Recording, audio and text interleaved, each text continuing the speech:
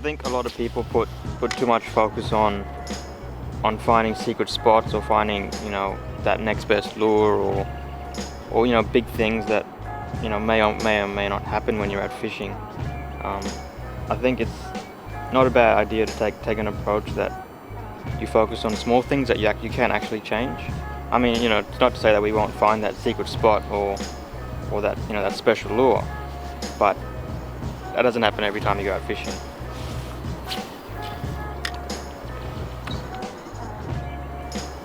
So I think it's not a bad idea to just, take things easy, I guess. I like to look at small things I can change in my fishing that'll give me an advantage. I guess kind of like, changing the 1%ers that you can put into your favor, because they're things that you can easily change, and anything you can change into your favor is going to help you catch more fish. And the way I see it, it doesn't take much just to get that one little bite, just to get that one fish to turn or one fish to look at your lure, because at the end of the day, that one bite is what can make your trip. A lot of the time you'll spend hours fishing, but you'll get that one fish in the boat, or you get that one hit, and you'll take that memory home and you'll think that was awesome. That's why I like to go fishing. That's what made the day, and you'll remember that for a long time. So it's just the small things that you can change that might give you that extra chance at that bite or at that fish. So I'd change things like downsizing my leader, even going from 3 pound to 2 pound, because sometimes that might make the difference. Or whether you're going offshore and you use, instead of 40 pound, you use 30 pound. You never know, that little difference could actually change it. There's you could look around your boat, look around your fishing gear, and there's tons of different ways you can change things to just give you that slight advantage sometimes. Another thing I look at is my electronics. I think I spend a lot of time actually looking at my sound and paying attention to what's actually under the water. Because you might see some schools of bait, and then that might prompt you to look over the side, and you might actually see that bait. You might actually see what kind of bait it is. You might actually put a lure on that matches that bait. Just small things that you can keep in your mind to pay attention to, I think can really help your fishing and give you that little bit more to catch that extra fish. Because it doesn't mean to say that whatever you do, whatever you change is going to give you an extra 50 fish, or you're going to catch 100 fish in a session. But if it gives you that one extra bite, whether you're social fishing for brim or flathead or snapper or offshore, or you're in a competition chasing bass, it doesn't matter what you're doing. You want to catch that fish. Any fish you catch is a bonus. So I think any opportunity that you can give yourself an advantage would just really, really boost your fishing.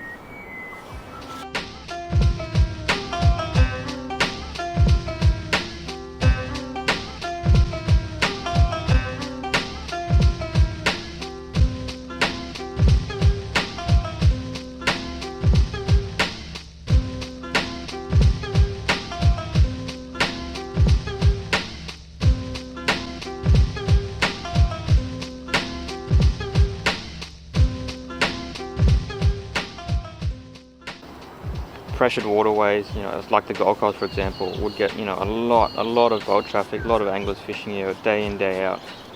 I mean, we're here on a Sunday and it's early morning's pretty quiet, but there's still a few boats around.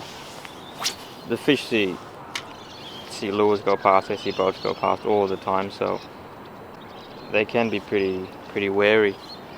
And I think like I mentioned, those 1%, changing small things on a tough system, whether you're here or anywhere really, just might convince that one fish to bite, or you might get that one more fish even in a tournament to bite. You might get that first place, because I guarantee you the guys that are winning the comps or that are catching the bigger fish, they're not fishing that much different to you and I, but they just have subtle differences that they change in their fishing.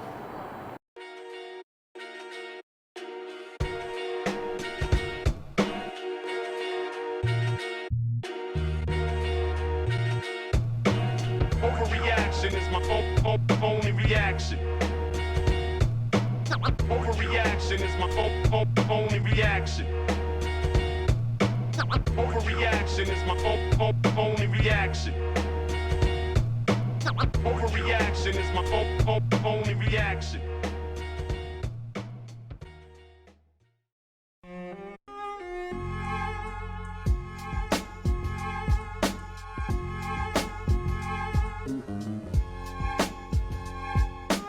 Me, I'm an architect.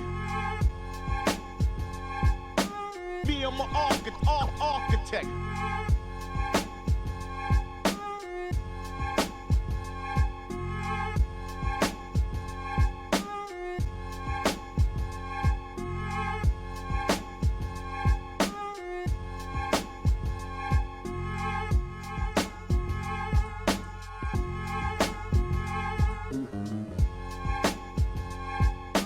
Me, I'm an architect. Me, I'm an architect.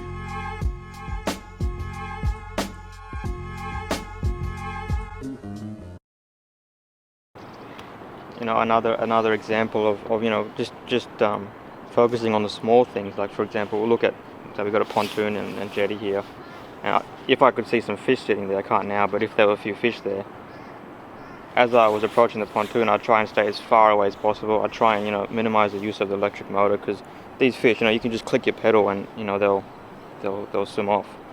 And, you know, it's the same as fishing for tuna when you're out in the bay or offshore. You know, you get too close, you know, they go down deep and they're gone.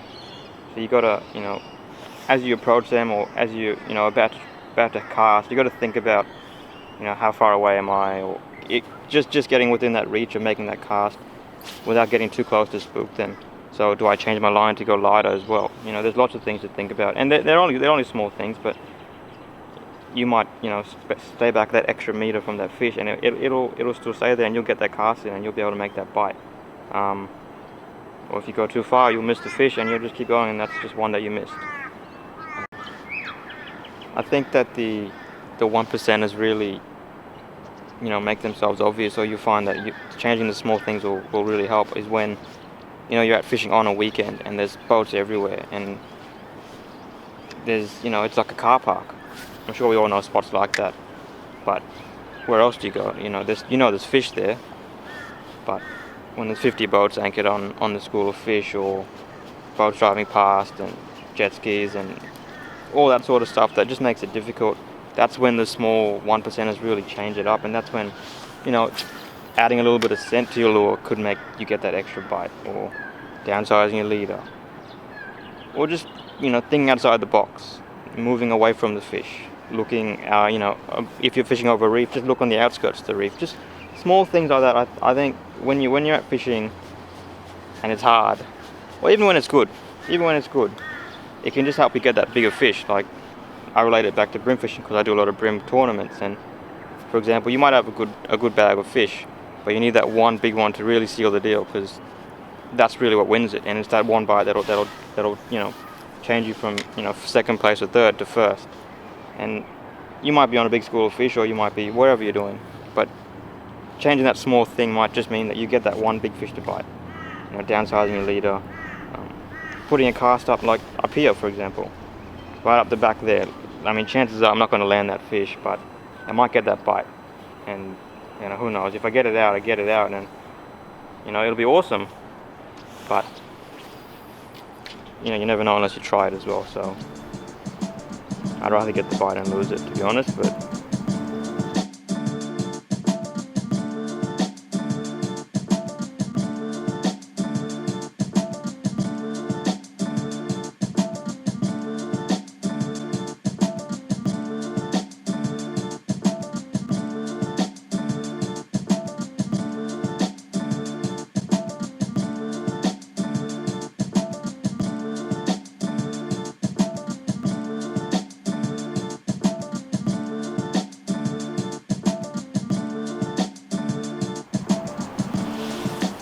when we, you know, spend so much time working and doing all the other stuff that, you know, we got to do, and then the weekend comes and you want to go fishing, you want to make the most of your time out in the water. You want to catch fish. You want to have fun.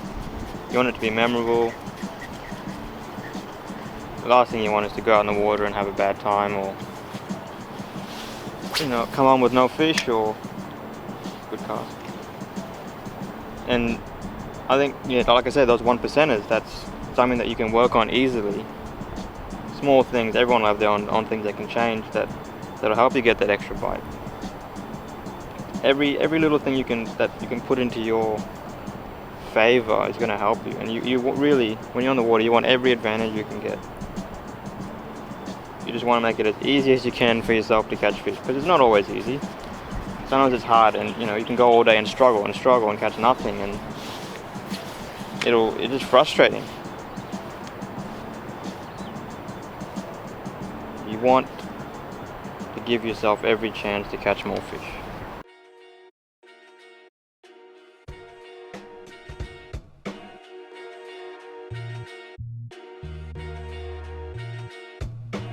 Overreaction is my only reaction. Overreaction is my only reaction. Overreaction is my only reaction.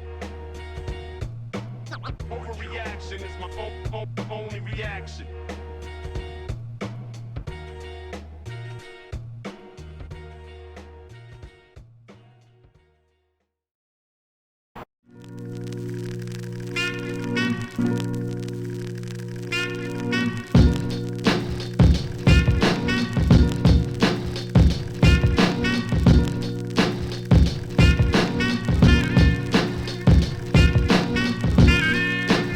The engine that we use on our filming and fishing boat, which is a 5.5 metre hardtop centre console from Origin, is the 135 Mercury.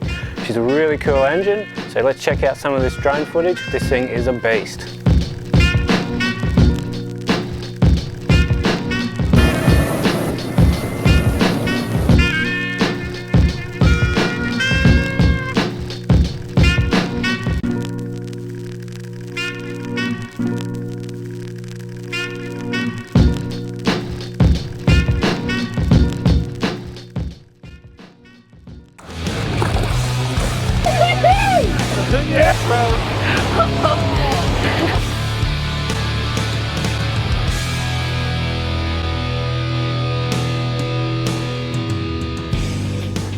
How good's that? Nabeel talking about those 1%ers that can make a big difference to our day on the water when we're fishing.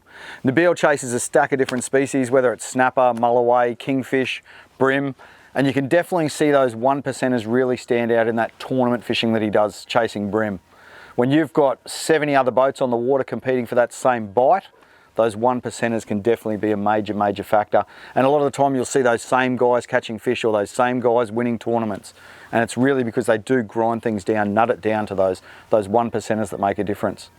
So in terms of chasing brim, you know, they're available all around the country, so we'll use them as an example.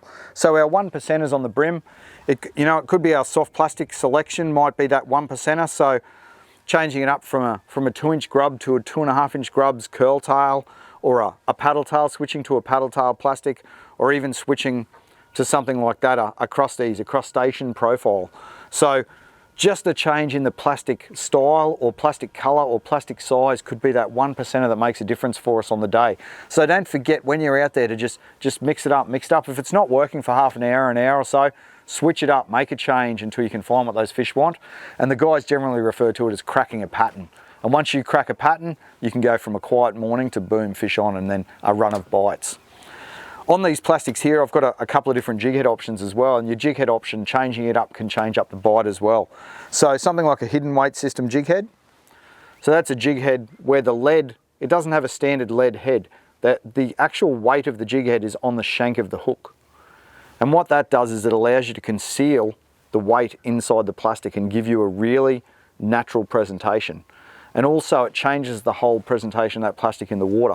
So instead of sinking with a head down action, it actually will sink with a more horizontal natural sink and a nice slow wafting sink down there. So that's deadly if you're chasing brim around structure and pontoons and higher in the water column where you want to get that brim to just suck that lure in.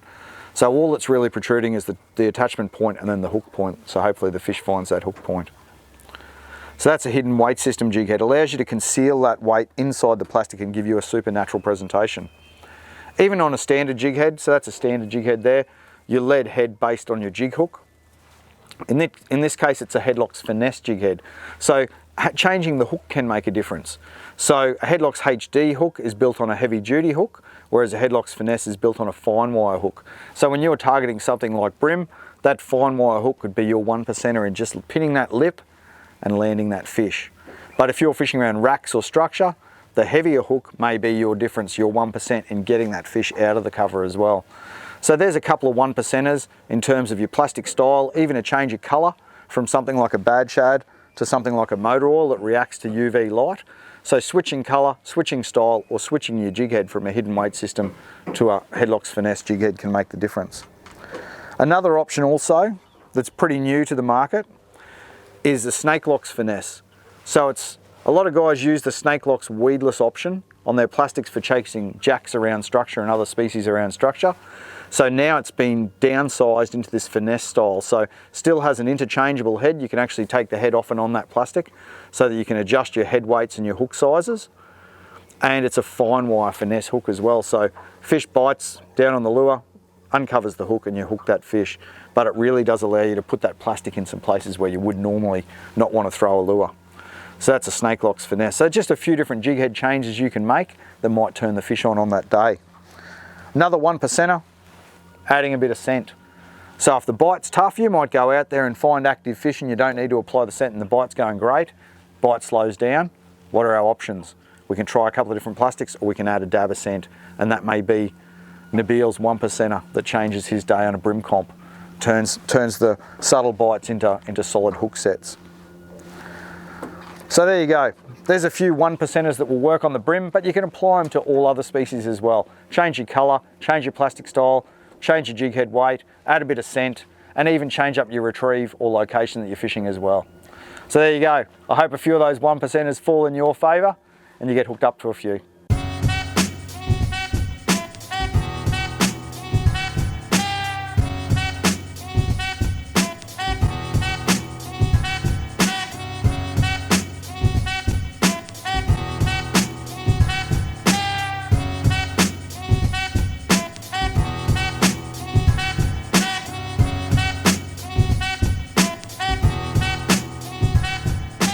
Today's Loran's tip is how to do a sonar log for your Insight Genesis maps. So what we do, first we're on our sonar screen, come into advanced, head down to log sonar, which is at the bottom. Then we come to our log sonar screen. The biggest thing to remember is always record your sonar to an external SD card. If you save to the internal memory, it'll use up all your memory and slow your unit right down.